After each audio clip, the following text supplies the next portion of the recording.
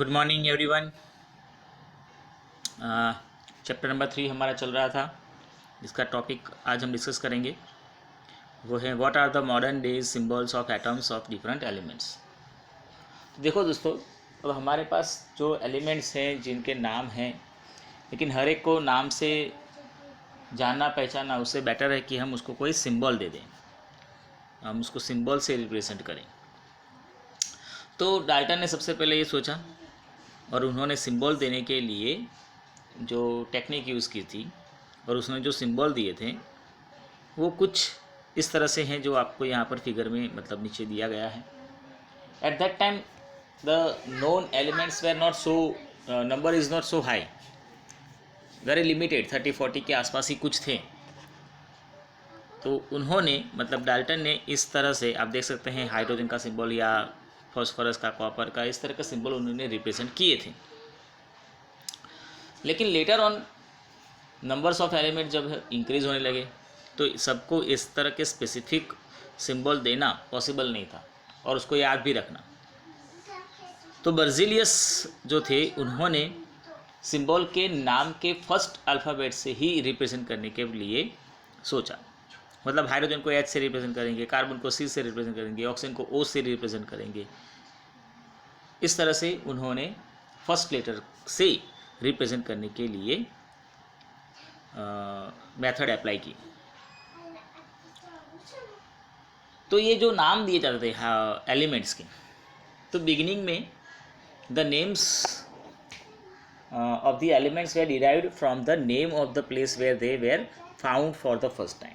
जैसे कि कॉपर है, तो कॉपर जो है वो साइप्रस में से मिला था फर्स्ट टाइम, तो उसके ऊपर से उसको नाम दिया गया क्यूप्रस। क्यूप्रस के ऊपर से आया है कॉपर,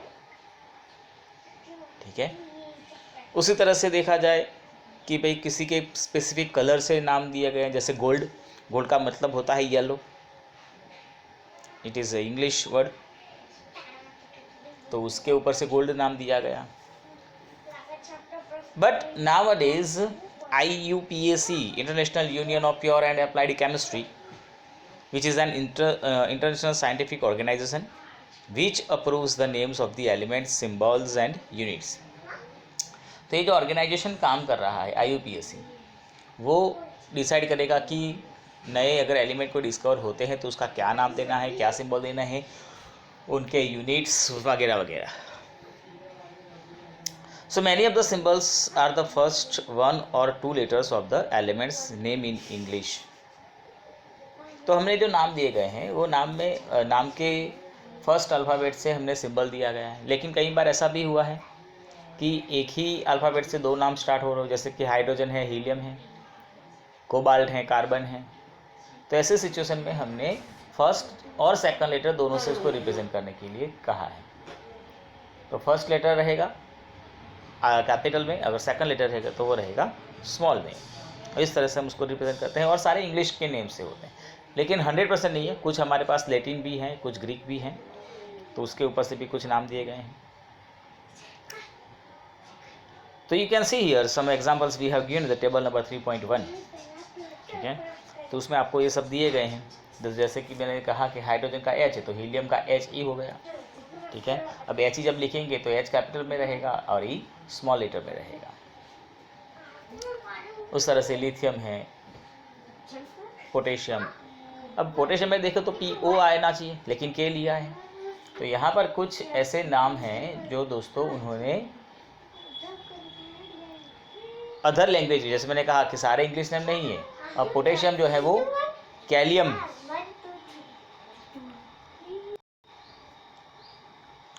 उसी तरह से सोडियम का देखो तो नेट्रियम नाम है लेकिन उसके ऊपर से Na दिया गया है, ठीक है।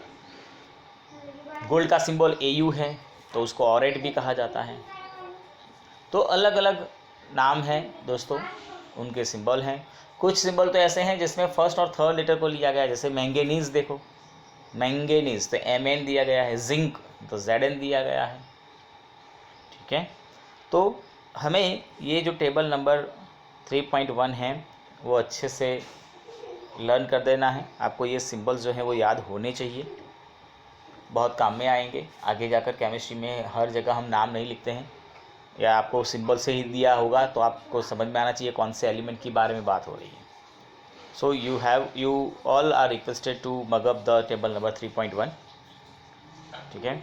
अब आप उसको याद कैसे करेंगे, तो ज़रूरी नहीं है कि आप बैठ जाए और रट्टा मारने के लिए, ऐसा नहीं करना है। बस आपको सिर्फ दिन में 1-2 बार इसके सामने देख लेना है, ठीक है। आप जैसे जैसे उसको रोज़ देखते जाएंगे, यूज़ थ्रू होते जाएंगे, आपको ये सब याद रह जाएंगे। ऐसा नहीं होगा कि वो हो सर इतना बड़ा ये सब कैसे याद रखेंगे, नथिंग वरी, धीरे धीरे करके ये सब याद हो जाएंगे। बट आपको उसके सामने 1-2 बार देखना पड़ेगा, ऐसा नहीं कि ऐसे ही फ्री में बैठे बैठे हो जाएगा, वो पॉसिबल नहीं होगा, ठीक है। तो इस तरह से हमारे पास सिंबल्स आए हैं, उनके अल्फ़ा, उनके नेम्स हैं, नेम के ऊपर से सिंबल्स हैं, ये हमें याद रख लेने हैं। Now guys, atomic mass, oh very important topic, atomic मास।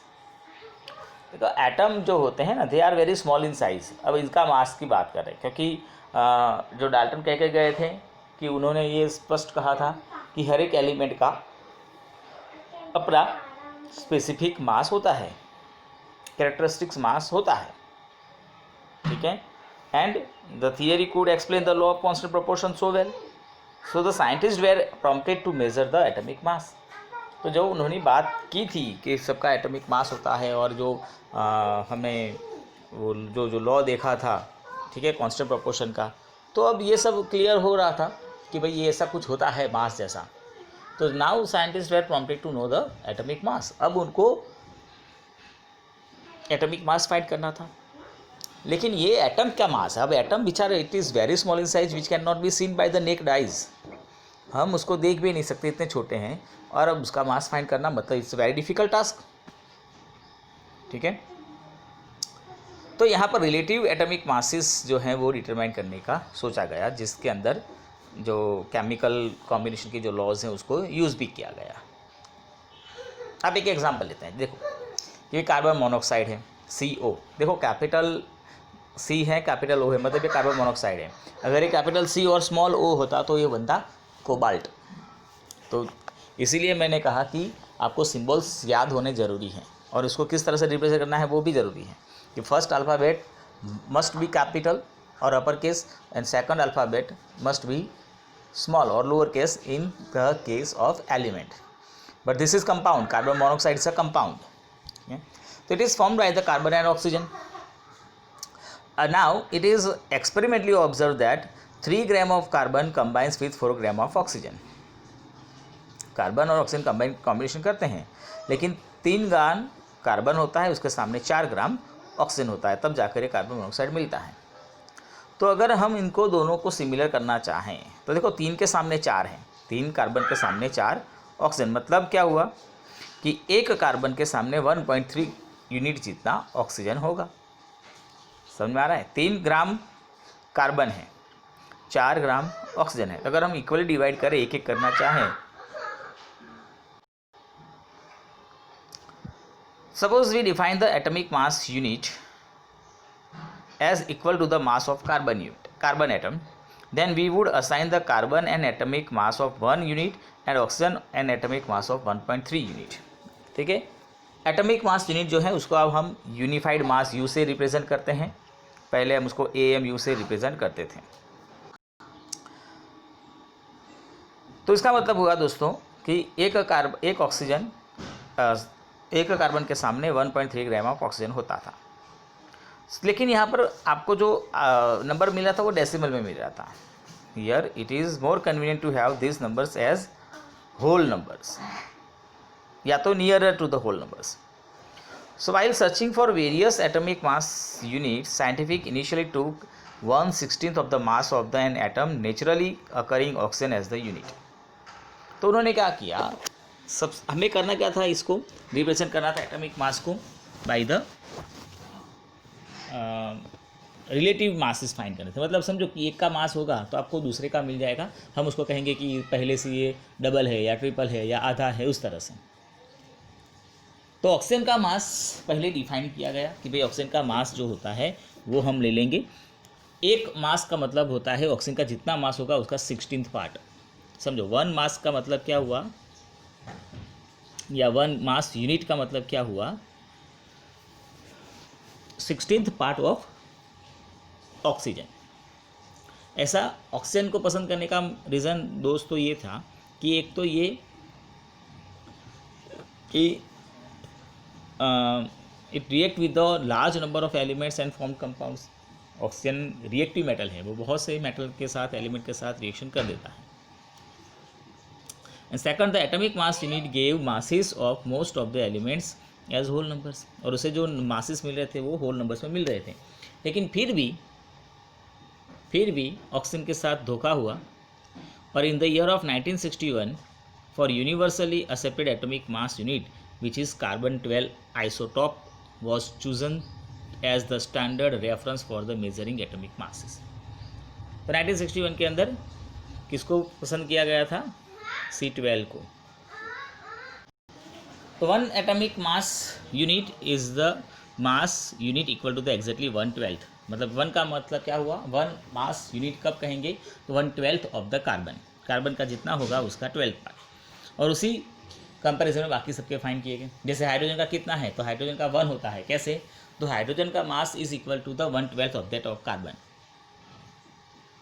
ठीक है, इस तरह से बाकी सभी के फाइंड किए गए। फॉर एग्जांपल देखें, जैसे कि कोई फ्रूट सेलर है, वो फ्रूट बेच रहा है, तो वो क्या करेगा?